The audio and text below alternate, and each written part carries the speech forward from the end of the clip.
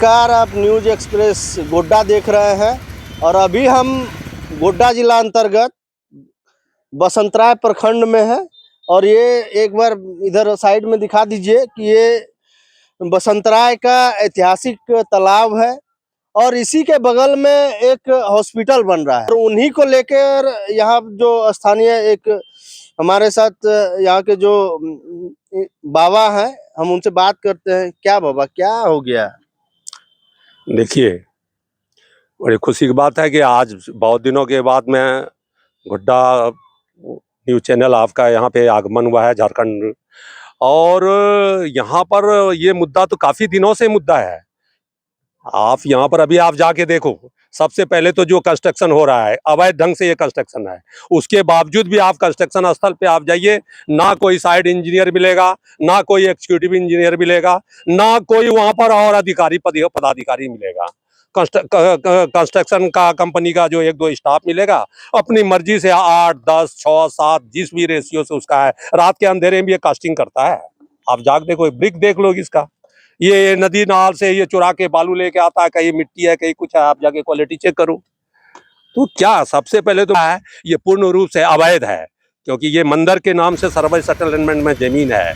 ये चारों बगल से 1 नंबर दाग का जमीन है और इसमें ये मंदिर के नाम से जमीन है, जहाँ 14 अप्रैल के दिन में कम से कम 6-7 अगर कहा जाए तो ये जगह जो है, मतलब पूर्वजों का, मतलब काफी अनंत काल से इसका, जब स्कंद महापुराण, ब्रह्म वैवर्त महापुराण, सभी पुराणों में इसका उल्लेख है। बैसाख वैष्णवखंड बैसाख मास महात्म का, और उसी के आधार पर यहाँ बैसाखी महोत्सव 1 महीने तक मनाया जाता है। अभी जितिया के दिन में कम से कम हमको लगता है 50,000 आदमी लेडीज यहाँ आई खाली स्नान करने के लिए। आप ये तालाब को देखो तो सही, इसकी गहराई का आज तक किसी को पता नहीं है। इतना बड़ा धरोहर भारत में कहीं नहीं मिलेगा जिसका गहराई का कोई अता पता नहीं है ये। लेकिन तो देखा जाए तो इसको तो लगातार अतिक्रमण कर लिया जा रहा है ना। क्या करोगे? जो ही रक्षक सो ही भक्षक। ये प्रशासन को, जब इसको हाई कोर्ट में अभी 14 अगस्त के दिन हाई कोर्ट में ये लेटर दिया है उसको, और इसको दिया है कि इसमें साफ शब्दों में इसको, इसे सीईओ को, डीसी को, भवन निर्माण विभाग को, चीफ सेक्रेटरी को, सबको नोटिस दिया है और ये जवाब देने के लिए गया था। लेकिन कौन सुनता है? सुनता कौन है? धरातल पर जब तक जन आंदोलन नहीं होगा तब तक नहीं सुनेगा। अरे भाई, ये मंदिर का जमीन है ना, हॉस्पिटल के लिए तो कहीं भी आप बना सकते हो ना। ऑलरेडी पब्लिक रिलेटेड ये जमीन है ना, लाखों आदमी यहाँ आता है ना। उसको जो कल कुव्यवस्था होगी वो कहाँ ठहरेगा, कहाँ बैठेगा? और इतना लाखों आदमी आता है, उसको ठहरने के लिए, उसके लिए तो कोई व्यवस्था नहीं किया। और इसने यहाँ आके हॉस्पिटल बना के वो मंदिर के नाम से जमीन है। इसको साफ शब्दों में, इसको ये तीसरा पॉइंट में ये इसको लिखा है, या तो मंदिर के निकट में हॉस्पिटल बन रहा है या मंदिर के जमीन पे बन रहा है, और दोनों चीज यहाँ पर सिद्ध हो रहा है। सामने मंदिर पड़ा हुआ है?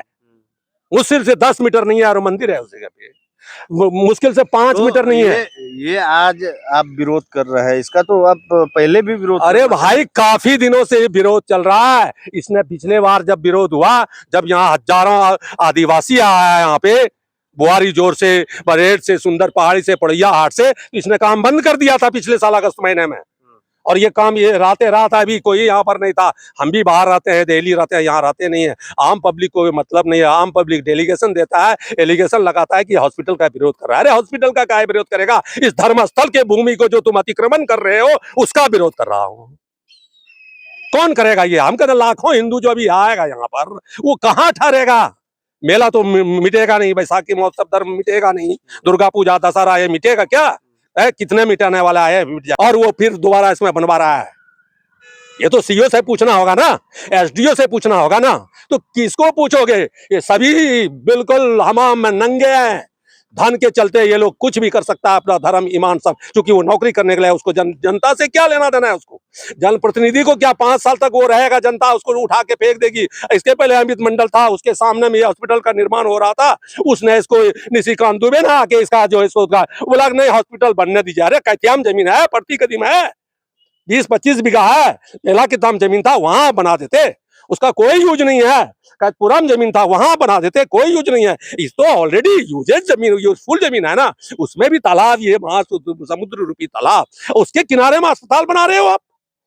जो लाखों आदमी आएगा, जो इसका परिक्रमा 7 परिक्रमा करता है, वो भयानक भीड़ में, चिलचिलाती धूप में, वो कैसे जाएगा? वो तो आप सारा रास्ता बंद कर दिए।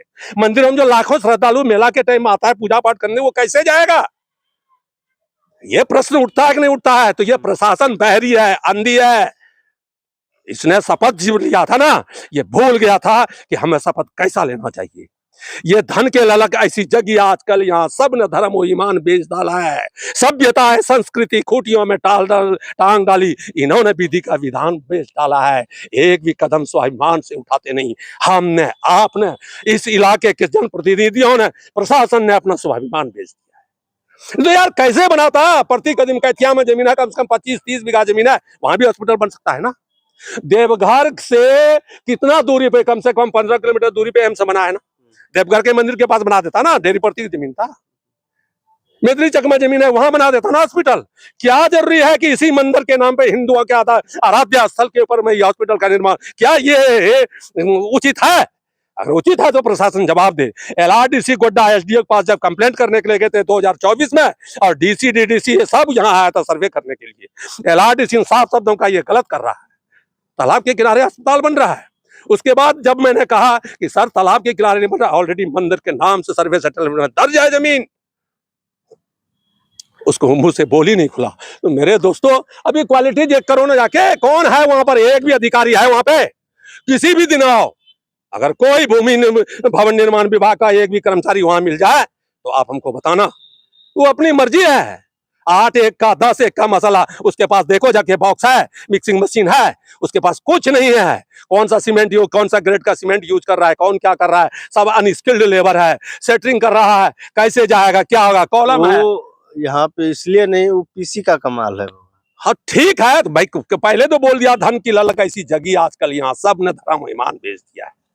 गोड्डा प्रशासन को इस ऊपर और ध्यान देना होगा।